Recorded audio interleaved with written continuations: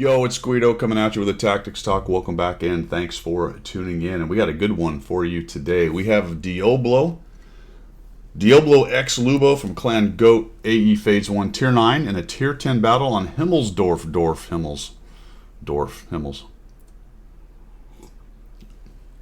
And he is indulging his inner 3-mark fetish, my friends. Inner 3-mark fetish. He's got 2 marks, and this is his 3-mark battle.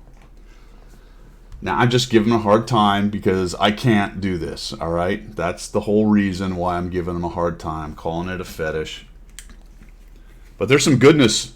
Well, there's probably a lot of goodness in all of his battles getting up to this. But we're going to talk about a little bit about the 3-mark stuff, but a lot about being consistent, which is what you've got to do for a 3-mark, especially in a tank like the AE Phase 1. This is a tank that has high requirements because it's quite good as far as tanks go at Tier 9 and heavies.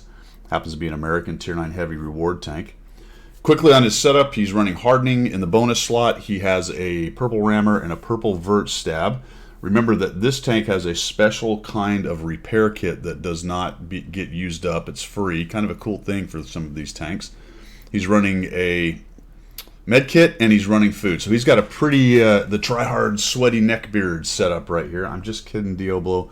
You probably don't have him neckbeard. But anyway, definitely got this thing set up. Heat with 20 rounds and 20 AP rounds. All right. When I look at these games, I see the result, which is quite good. It's a 3-mark game here at the end. I see the player, I see the setup, I see the tank, I see the map. I make some assumptions about what I'm probably going to see. I've already watched this one through, so we're not going to do the first look kind of idea. And it's a pretty great game, pretty awesome. Some real goodness in here. We'll discuss about some of these things as we go.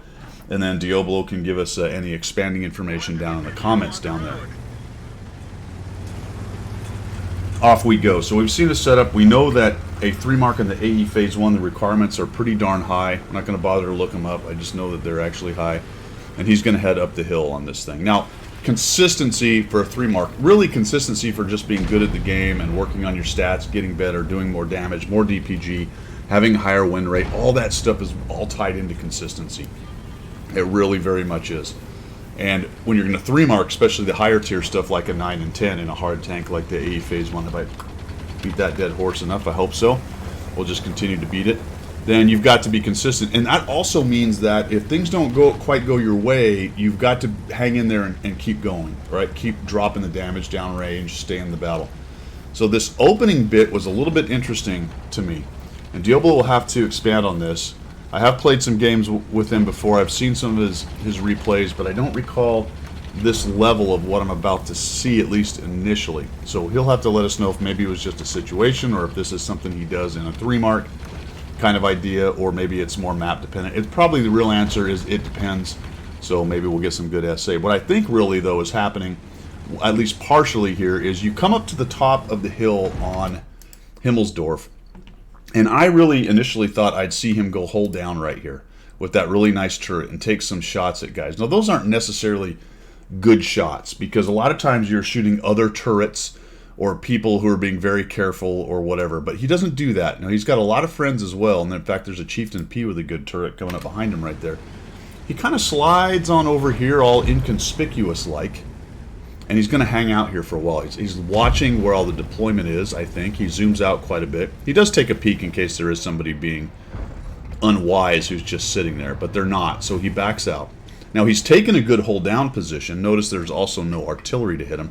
That's one of the problems with this particular spot is artillery can hit you from the corner right here. So there's no artillery, so he can kind of hang out here. He's watching. You can see his camera work as he looks around. I'll just show you what he's doing. And he's sort of watching, I think, what goes on here. How many dudes came up to the top? Where's the rest of the tanks? What's going on? Is somebody going to be foolish and give me some damage here? Plus, he's in a pretty good hold-down spot. So the CS-63 takes a shot and nukes their EBR. Mr. Peanut Butt is over there. We got a Cobra, a Brosk, a Super, a Conway. So there's some pretty good beef up here.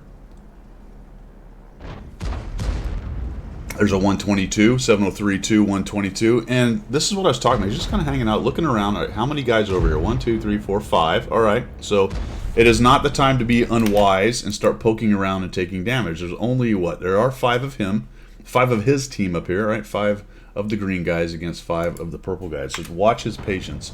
as he allows this thing to develop. But once he gets going, he gets going. And right on cue, somebody makes a rather foolish positioning move, especially against this tank, and our hero is going to start taking advantage of it. So he puts a shot right into the hatch on the 703. It's also look down, which is flat plating that upper plate considerably. He's got that nice turret, and he's facing off against a guy shooting HE, which is beautiful. You gotta love that. Now he's going to take the shot on the Cobra. I would agree with that. Just let that dude have it, because he's out of shells and he's decided to go back and reload. So you might as well pop him one as he's on the way out. And then we've got the Barask. One thing to think about while you're playing these tanks or playing this game, when you get hit, that big sound shows up. Pay attention to what's hitting you. That's a bit of a bummer on crit no damage. He takes those hits and you hear it, but those are HE shots. Take a look at your hit points and then what you're getting hit by and go, oh, 703-2, 122 guy, he's shooting HE. I'm going to be maybe a little more aggressive against this guy, or I will poke out and take shots. There he goes again. He takes another one, and we just nice and easy aim in. And so the guy took a whole 100, almost 200 hit points from us, and we've farmed him 2,305. So Diablo pushes in here, and then this is where it gets interesting for me, because I saw this at the beginning of this match while I was watching it the first time. I went, all right, man, he's already off to 2,300. I have a good idea of how he got to where he got. But something very interesting is going to happen right here. He's kind of looking down this way. All right, these dudes are up here. Okay. Ooh, TS is about dead. And he's got a Chieftain and only an IS-2-2. Oh, boy. All right. So that starts to make the purple guys think, well, maybe I can get over here and get a shot and kill off this E75 TS. So it looks like Diablo kind of thinks about that, comes over and says, well, maybe they'll come around and give me some free shots thinking they can kill the TS. And they're starting to stack up. When you're watching that, you see all those purple markers all getting stacked up here, and they're kind of rocking back and forth. It's like they're trying to work each other up to see who's going to push in and start doing some damage right here. Now, the good news is for them is the VZ55 has come up the hill. And right now, the purples don't know that's about to happen. So the Conqueror comes around, we get a nice free shot to him. Very nice, that'll work. Then the CC starts pushing. They kill the T-75 TS, and then we got a Conway behind us. Now, I don't know if you noticed this or whether Diablo did. He doesn't have a whole lot of time to mess with it, but what he doesn't want to do is get in the sandwich. So he's turned, I think, on this Conway to try to help this IS-22 kill this dude. That way, then he can turn on these guys. But that CC-1 Mark II is very dangerous there, and he's going to get in behind our hero. So Diablo puts a shot. Looks like he's trying to head down, get a little low. Yep, he just checks and goes, no, that's not good. I don't want him behind there. Let's get rid of this. Ow, that hurt. One into the Conway. And the second shot is about to come in. He really can't defend himself very well here. Oh, good. The Conway missed him. Holy crap, we got lit on fire. Remember, we're not running a fire kit. I'm assuming he has a firefighting crew on here, but this is going to hurt, my friends. This one is going to hurt. And thank goodness this guy is out of shells. And I don't know right there if maybe Diablo looked at that and went, well, crap, let me just try to get some damage. I think he's maybe going to kill me off with that last shell. But since it didn't show up about now, he knows he's on a reload right there. So he sort of goes forward to cover up as best he can. I don't know if he saw this. I'm assuming he did, but it's pretty funny. This IS-22 has no idea what is happening behind him. He is so fixated on trying to get a shot on that JPZ E100 down there. He could have turned around and helped him close out the CC Mark II. It's a really good thing that the CC Mark II has a really long reload. There, he just shot the IS-22 in the back, and I think that was the guy's clue. Yep, there he goes. He's like, oh shit, there's someone behind me. And that's the part that surprised me a little bit. Not necessarily that he got into the situation. You know, the CC Mark I went into what was really kind of a stupid position, but it was good for dropping some serious damage on Diablo there, and he got knocked down to only 393, and he's really at one shot from here with 4,000 damage, 429.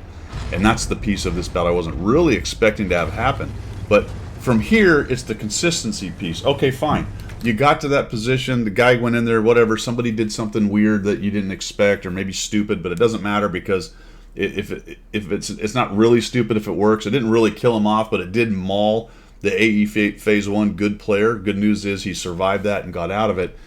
So what do you do with that? Well, you got to stay in it. You got to try to get more damage downrange. You're 3 marking, right? You want to stay consistent. As long as you still have a cannon to shoot, you want to continue to try to rack up damage without being too silly or taking too big of a chance. Now the VZ is letting him know he has 12 seconds between the Leopard and potentially Diablo. If they push in there, they should be able to knock this guy down pretty good.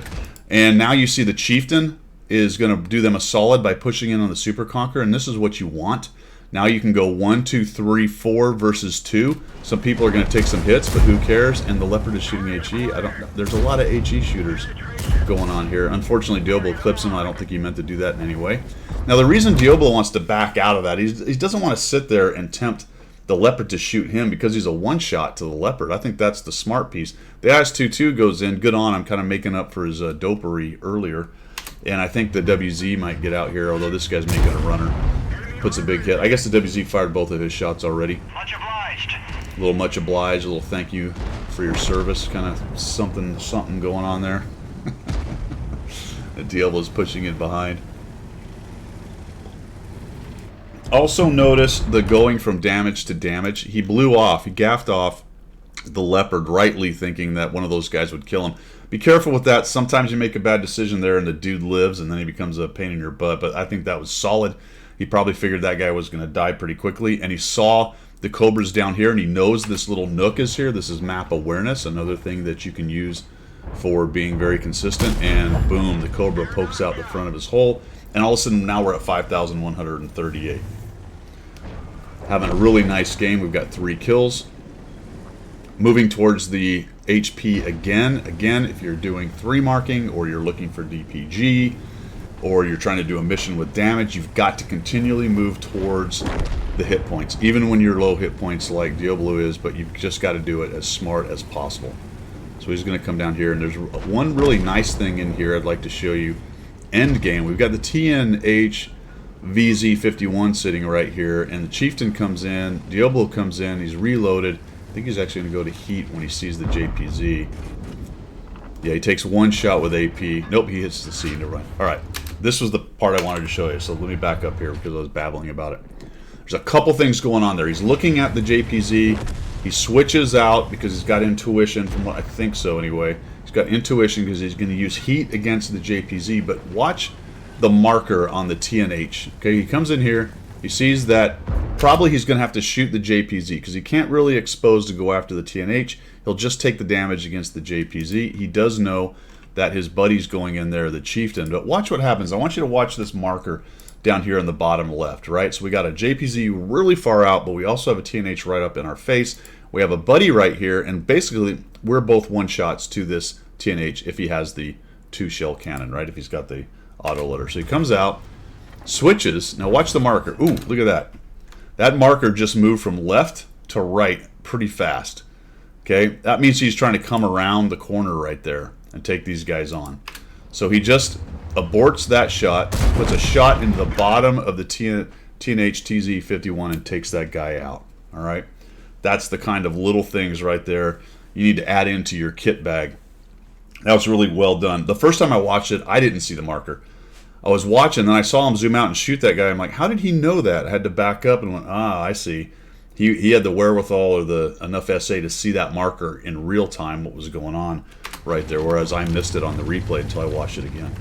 It was really well done right there. All right, comes out, bounces one. That's one of the things a TNH turret will do for you. Bounce a JPZ shell. And the beauty here is he's at 5,829. He's actually going to go over 6,000 in this game, and just a really nicely played game. He's got 4 kills. The JPZ backs up, trying to mess with the Hawk, and puts the side of his big casemate right up for Diablo to take a shot. He gets 6,066 damage, 429 assists, and that one big block of the poor JPZ's 1,000 HP Alpha Strike that just bounced off of his turret. Guys, a lot of goodness right there. A lot of goodness. This was his 3 mark. Congratulate him on that. Well done, Diablo. Big game to push over the line. It's not always a huge game that pushes you over, but sometimes it is, and it was really well done right here. Like I said, a lot of goodness here. Things to think about in terms of consistency, things to think about in terms of positioning, things to think about in terms of patient, things to think about in terms of staying in it If you lost a bunch of hit points, no big deal. You still have a cannon. Just be smart about it and continue to try to get those shots down range. And then that last little thing with watching markers. I use markers a lot. Good on them on that one. I probably would have missed it. But I also use that a lot of times on the screen just to kind of pay attention to which way things are moving. That's all I've got for today. Thanks for sending that in, Diablo. You guys have a great afternoon, and we will see ya.